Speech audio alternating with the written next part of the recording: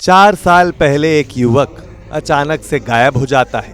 फिर उसकी गुमशुदगी लिखी जाती है, जिसके 4 साल बाद गाजियाबाद की क्राइम ब्रांच टीम एक चौंकाने वाला खुलासा करती है, जिससे सुनकर सबके होश उड़ जाते हैं। मामला गाजियाबाद के नंदग्राम क्षेत्र का है, जहां 4 साल पहले चंद्रवीर उर्फ पप्पू गायब हो जाता है।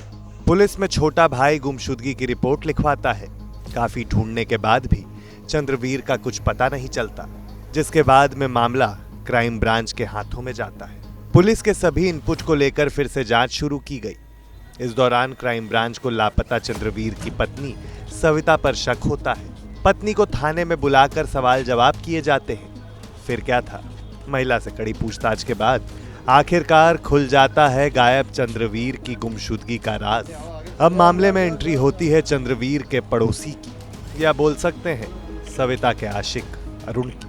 पूछताछ में सविता ने क्राइम ब्रांच के सामने सब कुछ खोल कर रख दिया।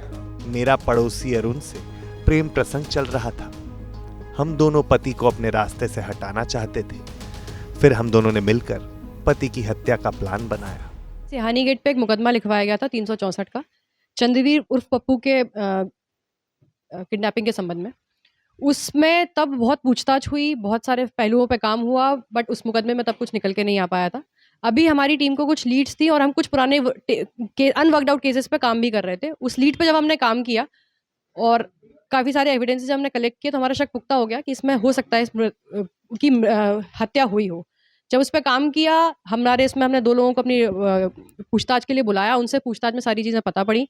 तब ये पता हुआ कि चंद्रवीर की पत्नी ने ही अपने प्रेमी के साथ मिलकर 4 वर्ष पहले चंद्रवीर की हत्या कर दी थी। हत्या करके अरुण जो उसका प्रेमी है, उसी के घर में उसको 6 फीट गहरे गड्ढे में दफना दिया। सविता ने पूछताछ में पुलिस को बताया कि हत्या वाले दिन पति चंद्रवीर शराब पीकर घर आया था, जिसका फायदा उठाते हुए मैंने अरुण को घर बुलाया।